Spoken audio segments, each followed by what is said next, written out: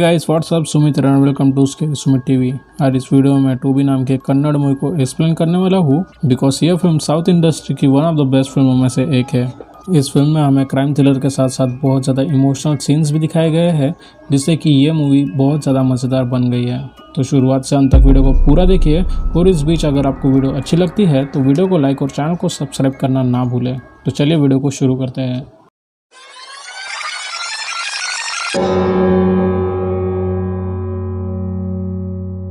Movie की शुरुआत में हमें आनंद नाम के बिजनेसमैन और क्रिमिनल को दिखाया जाता है जो कि देवी के मेले के दौरान बकरी की बलि देने वाला था, लेकिन पुजारी कहता है कि बकरा तो भाग चुका है। आनंद फिर से रीचेक करता है और पुजारी को कहता है कि बकरा तो वहीं पर है, लेकिन पुजारी कहने लगता है कि बकरा भाग चुका है और अगर वो इस गांव में फिर से आया तो एक जानवर बनकर नहीं बल्कि देवी का रूप लेकर आएगा जो सबके लिए बहुत ज़्यादा अशुभ होगा। सीन अब से शिफ्ट होता है और हमें तामसकट्टा गांव के पुलिस स्टेशन को दिखाया जाता है जहां पर रिसेंटली संपत नाम के सब इंस्पेक्टर की जॉइनिंग हुई थी।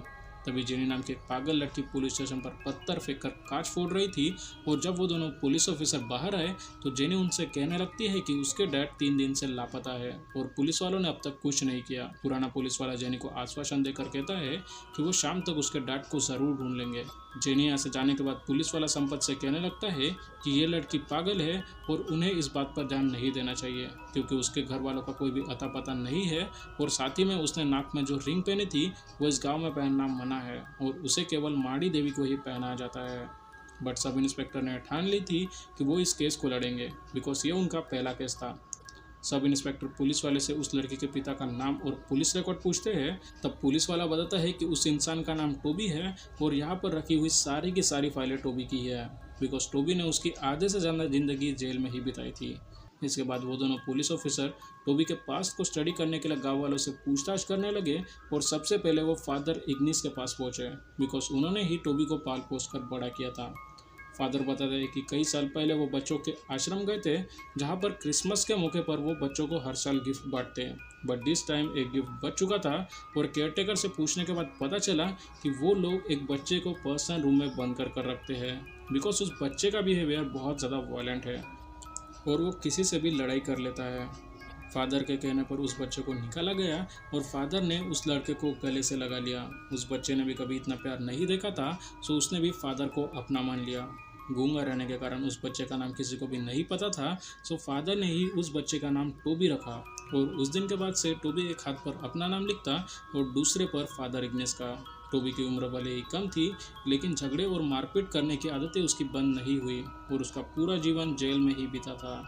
कुछ साल बाद फादर इग्निस के चर्च में एक गुंडा आया जिसके पूर्वजों ने चर्च के लिए ज़मीन और पैसे दिए थे, लेकिन वो गुंडे का कहना था कि अब उसे पैसे और ज़मीन दोनों वापस चाहिए क्योंकि वो खुद बहुत कर्ज में है। फादर का कहना था कि वो ज़मीन वापस नहीं कर सकते क्योंकि यहाँ पर काफ़ी ज़्यादा गरीब बच्चे रहा करते हैं। इस बात पर उन दोनों की बहस हुई और वो गुंडा फादर को मारने लगा, लेकिन सही वक्त पर टोबी वहाँ पर पहुँचा और उसने सभी के सभी गुंडों को मारकर फादर की जान बचाई। टोबी का फादर पर बहुत बड़ा एहसान था क्योंकि उसने गरीब बच्चों को बेघर होने से बचाया। उस वक्त टोबी के पास रहने की व्यवस्था नहीं थी इसलिए फादर ने ही टोबी को चर्च में वॉचमैन की जॉब दी और उसके रहने की जगह भी दिया। टोबी एथिक्स और मैनर नहीं थे सो वो अच्छे लोगों से भी प्यार से पेश नहीं आता।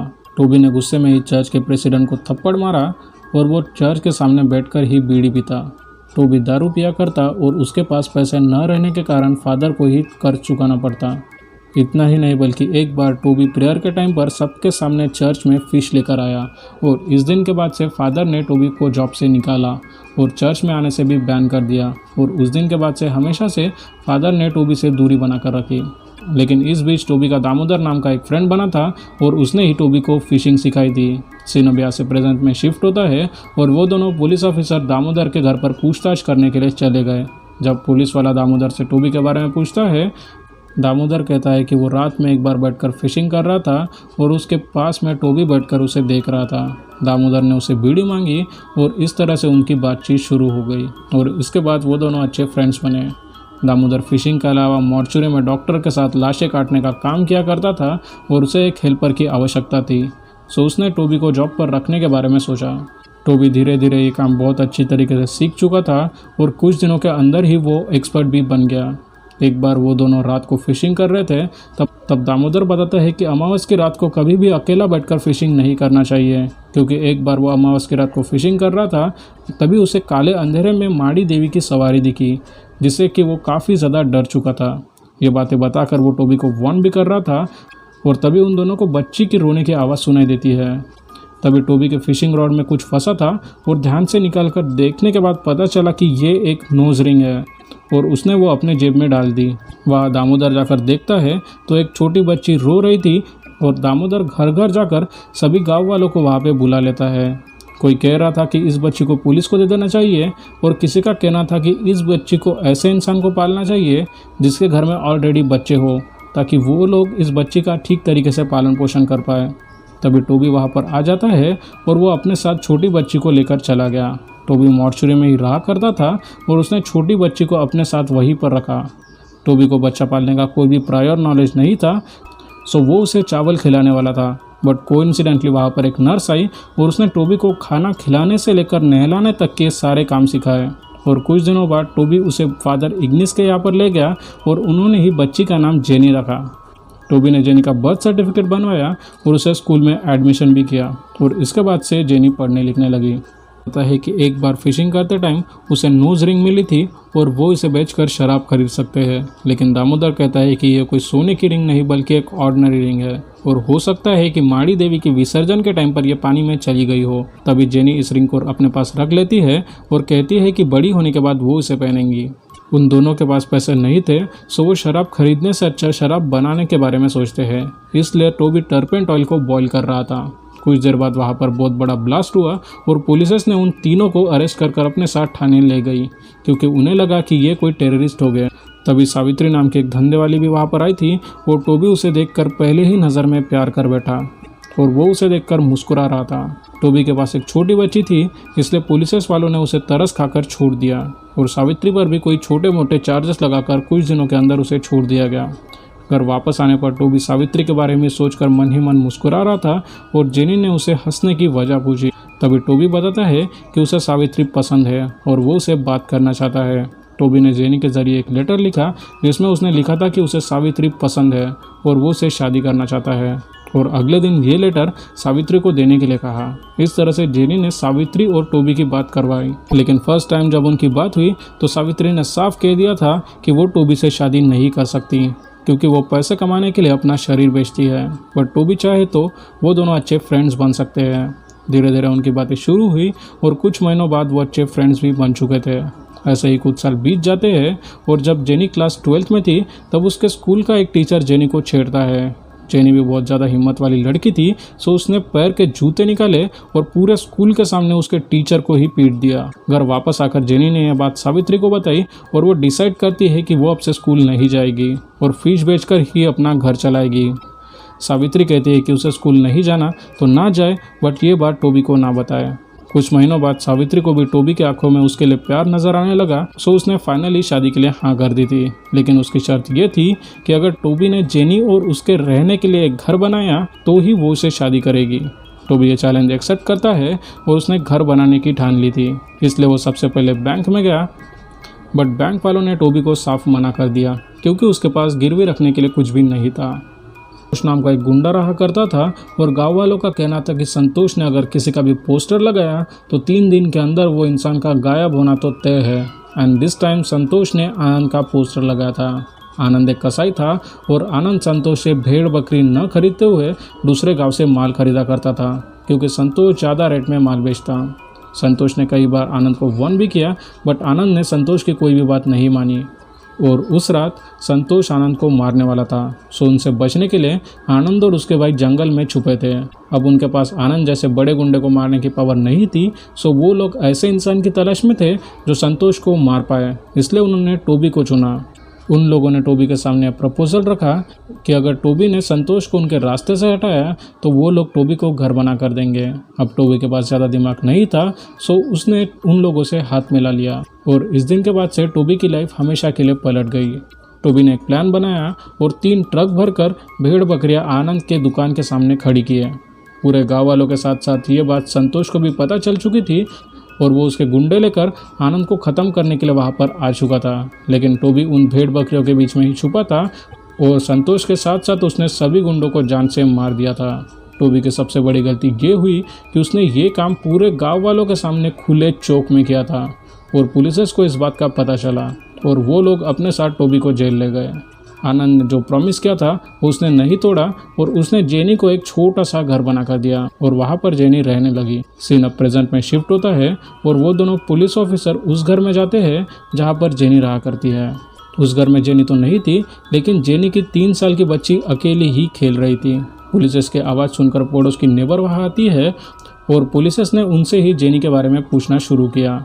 नेबर्स बताते हैं कि रात सत्ता मिलते ही किसी का भी दिमाग खराब हो जाता है और एक अच्छे इंसान को बुरा इंसान बनने में वक्त नहीं लगता। ऐसा उसने इसलिए कहा बिकॉज जब से टोबी जेल गया था उस दिन के बाद से आनंद को टक्कर देने वाला कोई भी इंसान उस गांव में मौजूद नहीं था। सो आनंद ने धीरे धीरे इलीगल बिजनेसेस करना भी शुरू कर दिए थे।